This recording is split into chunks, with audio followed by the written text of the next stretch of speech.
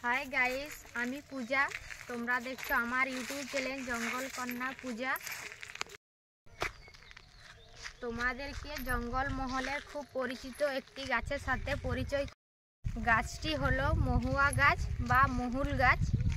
মহুল গাছ নামেই বেশি পরিচিত। এই সময়ে মহুল ফুল হয়।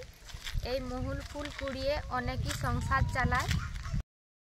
চলো গাছটার কাছে যাই।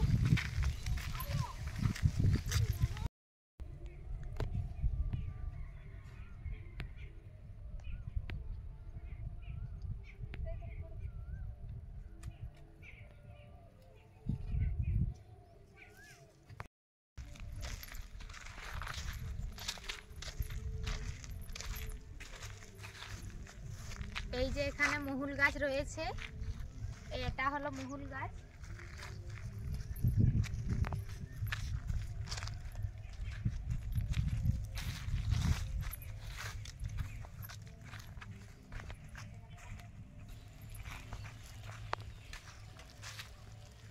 এখানে এই বাচ্চাগুলো দেখো মহুল কুড়াচ্ছে, কতগুলো কুড়িয়েছে দেখো।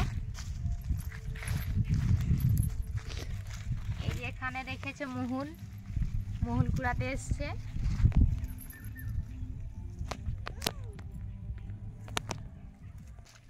এই হলো মহুল খড়ি, দেখো কিভাবে থাকে মহুল।